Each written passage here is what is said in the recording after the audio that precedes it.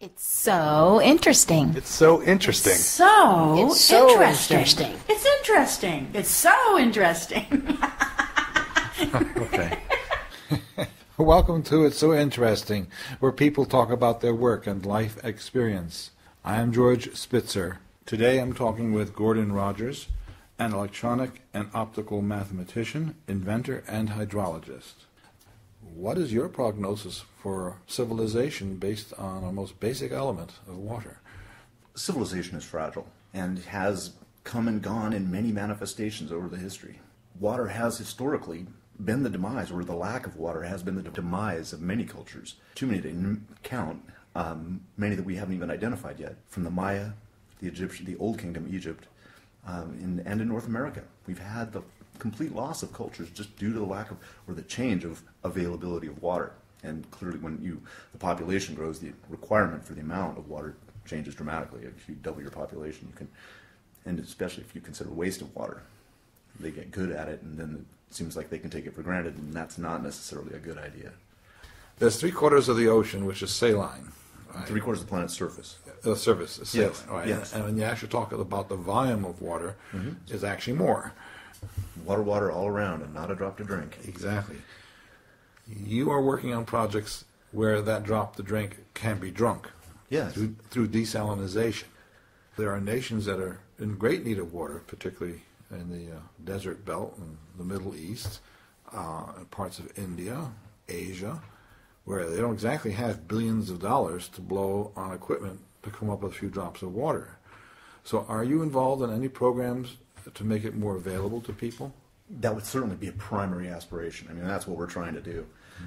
My effort is really associated with using available energy to make fresh water that adds to the water supply. I prefer to see rivers be natural. Don't go in and dam the river. Don't take the water to, divert it to Los Angeles or wherever the local, if you can avoid it. I mean, obviously those people are going to die in about 3 days if they don't have water. And I've seen some pretty pessimistic models that certain parts of that water system, that water flow change, and it can be fairly serious. But certainly I would prefer to add to the water supply, yes. Cities, like people, have to have water on a regular basis. It's not something that you can, well, we don't need any for a week. No, this won't work. And as such, they are compelled at a survival level to enhance their ability to obtain water. If energy were not a limiting constraint, just a simple constraint, water wouldn't be that big an issue. You could make water from the ocean easily as long as you've got an adequate energy supply. I mean, you just boil the water off and it's there. And so we've got plenty of the water. The real constraint is energy. And that's one of the reasons why I think the solar energy approach that we've taken is significant. I mean, that's why it could mean something to humanity as a whole. So you're looking at solar energy for the purposes of producing power to desalinize seawater. Well, no, you don't have to go as an interim step. You go straight from solar energy to direct conversion to water, fresh water. You basically are pulling off that water, using that energy. There's an energy balance. This is thermodynamics, and I don't want to go into the complexities of the thermodynamics, but it's mathematically based, I'm sure. Yes, yeah. And the energy balances are actually very interesting, depending on how you do it. It's not that much energy to take out the water, or at least some small fraction of the water in the ocean. Now, you've got to do it delicately, because the environmental impact is non-zero. I mean, you're interacting with the environment, so you don't have any choice about having some impact. Now, the question is, what kind of impact on the environment? The impact on the environment is one of the critical things. Our model of that energy, the electrodynamic models of how photons act, are only a small part of the whole system that operates. The politics, noted the politics of water go back thousands of years. The word river is from the word rival. Most people don't recognize it, but it's always been a conflict subject. And to me, that's one of the things that you have to notice as a species. I mean, water's been on the tip of poets' tongues, and sun has been on the tip of poets' tongues for thousands of years. To me, the Greek poet Aeschylus saying that only barbarians don't orient their homes with respect to the sun, or Mark Twain's whiskey's for drinking and water's for fighting over. It's not like we haven't already been exposed to the concept of water as being something of dire consequence to be without, and something that's of continuous need, something you can't get away from its use for any time at all. Okay, now we've established the challenges of rivals, rivers. What do you perceive, or what are the things that you are doing that's going to provide a solution quickly? Well, finding an ample supply of energy so that you can convert adequate supplies of water, and adequate being a variable, depends on the location and the time of year, and any of 100 parameters affect the demand level. Dwell on that too much, but I think it's pretty obvious. I acknowledge that. So we know about the dire consequences side. My question is, what are you doing about it? By making it possible to use an easily available, ample energy supply elegantly to provide that water is the real mission. And that's really what we've done. Being able to implement it on a grand scale so that it really impacts the availability of water on a global scale, on a world scale, that's a big undertaking. This is not a minor industrial project. Some of these installations would be miles across. So you do anticipate, well, pretty major constructions here. These are not minor projects. What is your model in your mind, or are you still in the theoretical stage? Most major urban areas have areas in their vicinity that are not high demanding. The island of Manhattan, you pointed out, is very valuable dirt. You can't put the generating source right there necessarily. So it probably will involve transport, of course. But it's not the transport, it's the availability. You've got to have it to move it. To me, the generation of the material is the critical aspect. And those things take operations of scale.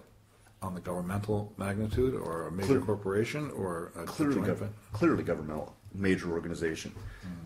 Joint ventures, the politics of water and water rights are huge. They have the complexity of water rights is enormous.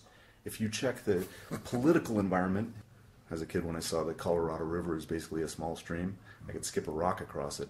That's something that really hit me deep in my heart. Flying over the California-Mexican border and looking down and seeing south of the border, it was absolutely desert. And right at the borderline, you could see the borderline is green. And that was actually one of the things that inspired me to go, we should be able to solve this. I mean, not that you can solve anything and everything, but it looked like it was something that was plenty of energy there. It was clear that that was pretty hot. The sun is bright here, so it was clear to me that you had to, or it would be a good thing to use solar energy. That took years to actually come up with a system that would actually do it on a small scale. What is that system? We developed a cellular approach, so it's scalable. You can have 1 cell or 1,000 cells or 1,000,000 cells, and they contribute to the flow of first a small amount of water, and in number, they can produce enormous amounts of water. And it's recyclable, and the energy source is renewable. So to me, that was something that we really should at least look at. It is feasible or it isn't on a unit cost of how much water it produces. And whether or not it's practical or feasible is dependent on the condition. Middle of a rainstorm, you don't need to pick it up that way. That's great, fantastic. Problem is over the last 1,000 years, about 60% of it or so has been drought. The history of drought in this country and the world is amazing. Being that you are an inventor on a macro scale with inventions based on mathematics, or high mathematics I would call it, is there an invention that there seems to be a need to be invented that you wish could be invented, and do you think you could do it? That would answer the water question? Yeah.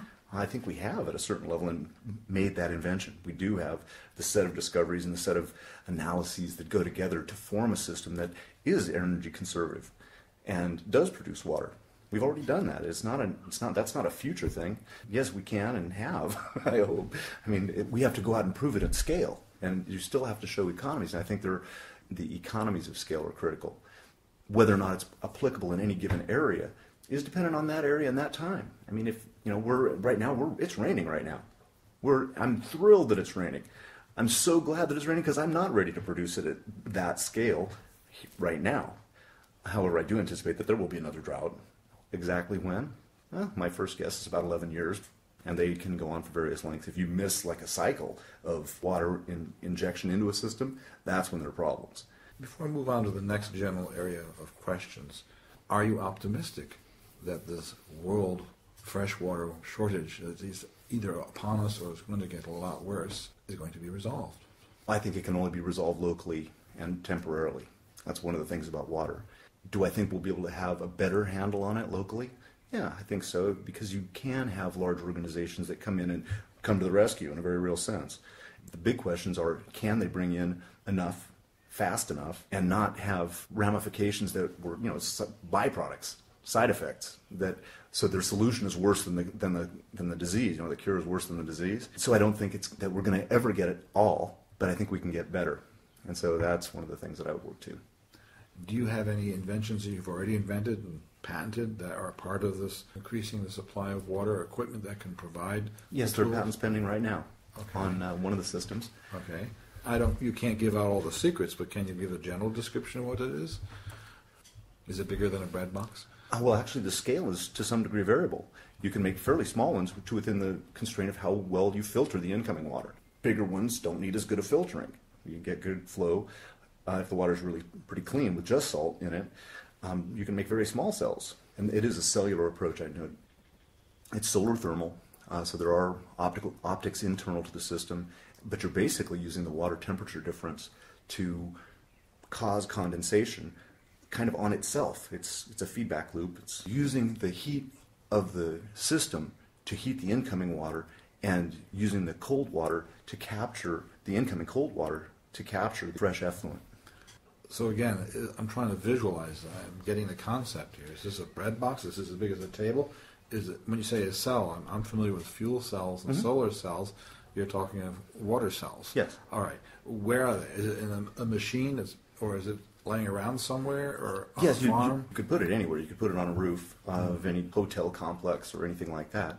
Or you could have a major field of them, for lack of a better term. But individually, what you're looking for is maximum energy efficiency to liberate the water. There's this energy balance between the salt water and the fresh water, and all you're doing is shifting the energy point. You're using the cold water to force the condensation because the core temperatures of the cells get quite high. You want to approach the boiling point. Obviously, we know that there's kind of a maximum that water gets to as far as the temperature is concerned. It just goes to the boiling point. It doesn't get any hotter. So if you can approach that point and then have cold water coming in and have a surface that allows the condensation of that steam right on the incoming cold water, first you're warming that incoming cold water, and second, you're forcing the condensation where you want it. And that's exactly what you have to do, is put the water where you want it. Put the energy where it's supposed to be, and that allows you to separate the water. This is all optical, photovoltaic? No photovoltaic. It's an energy transfer to the water bodies. You're creating two separated water bodies. One of them's salt, one of them's fresh. And it's chemistry, so there's stoichiometry and all kinds of funny things here. When you mix salt with water, it gives up a bunch of energy. That's why it takes a bunch of energy to take that water back out, because water follows salt, salt follows water. That's why salt just attracts water. I have these images of these cells that you're describing being able to convert essentially seawater to water through the energy that's already in it.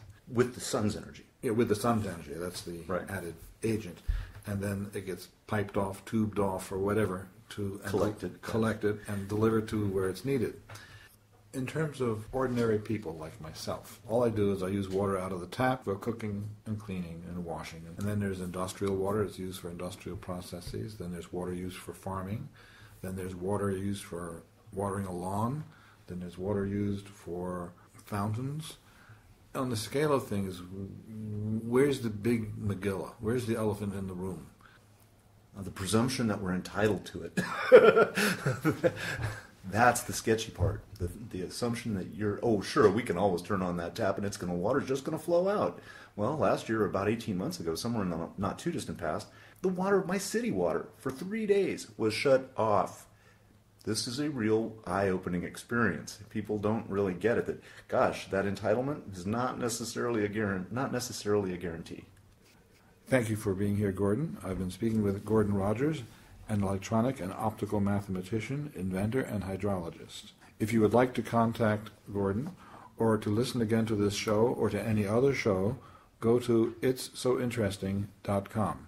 It's so interesting. It's so interesting. So It's so interesting. interesting. It's interesting.